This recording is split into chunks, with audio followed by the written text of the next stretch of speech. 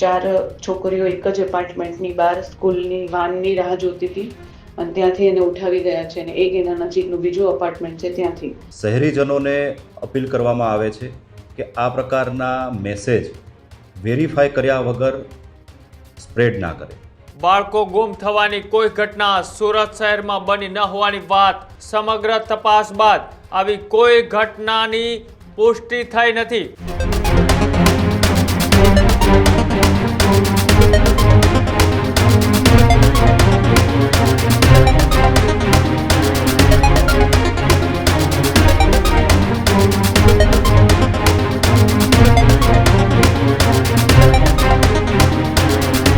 સમાચાર સુરતથી સામે આવી રહ્યા છે.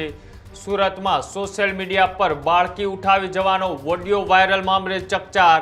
વાયરલ ઓડિયો ક્લિપને લઈ શહેરમાં ભયનો માહોલ સર્જાયો. સુરત પોલીસે ઓડિયો મામલે તાત્કાલિક સ્પષ્ટતા કરી.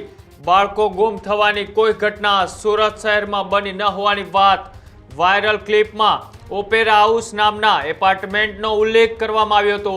પોલીસ દ્વારા મોટા વરાછા વિસ્તારમાં તપાસ છે તે હાથ ધરાઈ. કતારગામ વિસ્તારમાં પણ તમામ જે શંકાસ્પદ લોકો હતા, જે શંકાસ્પદ જગ્યાઓ હતી, ત્યાં પણ ચકાસણી છે તે શરૂ કરવામાં આવી. વરાછા અને અન્ય વિસ્તારમાં આવેલા ઓપેરા હાઉસ નામના મકાનોમાં પણ તપાસ. સમગ્ર તપાસ બાદ આવી કોઈ ઘટનાની પુષ્ટિ થઈ નથી. વાયરલ ઓડિયો ક્લિપ ખોટી અને ભ્રામક હોવાનું બહાર આવ્યું. પોલીસે નાગરિકોને અફવાઓથી સાવચેત રહેવા અપીલ કરી. કોઈ પણ મેસેજથી ખરાઈ કર્યા વગર ફોરવર્ડ ન કરવાની પણ પોલીસ દ્વારા છે તે સૂચન આપવામાં આવ્યું.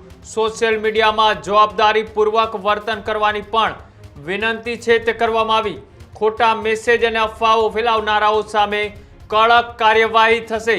સુરત પોલીસ દ્વારા અફવાઓ સામે સજાગ અને સતર્ક રહેવાની પણ અપીલ છે તે કરવામાં આવી.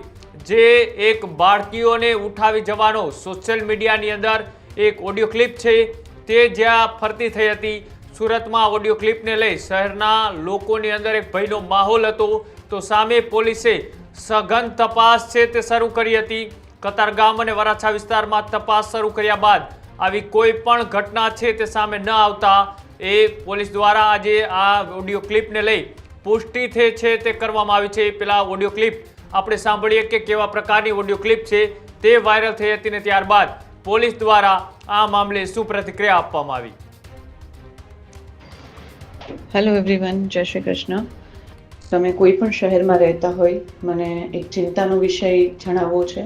આજે સુરતના મોટા વરાછા ઓપેરા હાઉસમાંથી બપોરે 10 થી 12 ટોટલ 5 છોકરીઓ ગાયબ થઈ છે. 4 છોકરીઓ એક જ એપાર્ટમેન્ટની બહાર સ્કૂલની વાનની રાહ જોતી હતી અને ત્યાંથી એને ઉઠાવી ગયા છે અને એક એના નજીકનું બીજું અપાર્ટમેન્ટ છે ત્યાંથી. ખૂબ ચિંતાનો વિષય છે. ખબર નથી આપણા ઘર આંગણે બી આ વસ્તુ પહોંચી ગઈ છે હવે, અને બાળકો ગાયબ થાય છે પછી એ મળતા નથી. મોસ્ટલી કેસમાં બહુ ઓછા કેસમાં રિટર્ન આવે છે. તમે ન્યૂઝ જોતા હોય તો દિલ્હીમાં જાન્યુઆરી મહિનાના છેલ્લા 15 દિવસમાં, જાન્યુઆરીના પહેલા 15 દિવસમાં 800 લોકો ગાયબ થયા છે. મુંબઈમાં રોજના 54 લોકો ગાયબ થાય છે. માનવ તસ્કરીનો અરબો ખરબોનો બિઝનેસ છે. એની અંદર દયા નામની કોઈ જ વસ્તુ નથી. Please be careful. બાળકોને રોડ પર લઈને જતા હોય તો બી હાથ મજબૂતીથી પકડો. બાળકોને સ્કૂલે લેવા મૂકવા પહેલાં તમે ત્યાં ગેટ પર હાજર હોય, જેથી કરીને તમે બાળકોની સેફટીને માટે કેરફુલ થઈ શકો. કોઈ વોચમેન, કોઈના જ સહારે બાળકોને રિસ્પોન્સિબિલિટી ના આપો. Please please please. મને આ ન્યૂઝ મળ્યા છે ત્યારથી હું તો બહુ જ ડિસ્ટર્બ છું, અને એટલે મને એવું લાગ્યું કે તમારા સુધી હું પહોંચાડવા મેસેજ. તમે કોઈ પણ શહેરમાં, કોઈ પણ એરિયામાં રહેતા હોય, ક્યારે લોકો ત્યાં પહોંચશે એની કોઈ ગેરંટી નથી. Please be careful. સુરત શહેરના સોશિયલ મીડિયા મારફતે કેટલાક બાળકો ગુમ થવાની એક ઓડિયો ક્લિપ વાયરલ થઈ રહેલ છે. સમગ્ર બાબતની તપાસ સુરત શહેર પોલીસ દ્વારા કરવામાં આવેલ છે. આવી કોઈ પણ પ્રકારની ઘટના બનવા પામેલ નથી.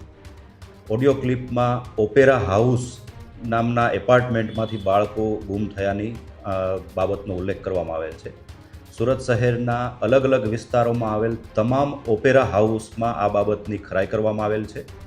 કોઈ પણ ઓપેરા હાઉસ મોટા વરાછા, ખટોદરા, વરાછા વિસ્તારમાં આવેલા તમામ ઓપેરા હાઉસ તથા અન્ય તમામ બિલ્ડિંગોમાં કે એપાર્ટમેન્ટમાં આવી કોઈ પણ પ્રકારની ઘટના સામે આવેલ નથી.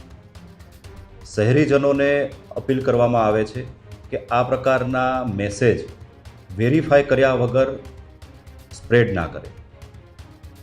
મેસેજ ફેલાવનાર વિરુદ્ધમાં, ખોટા મેસેજ ફેલાવનાર વિરુદ્ધમાં કડક કાયદેસર કાર્યવાહી પણ કરવામાં આવશે.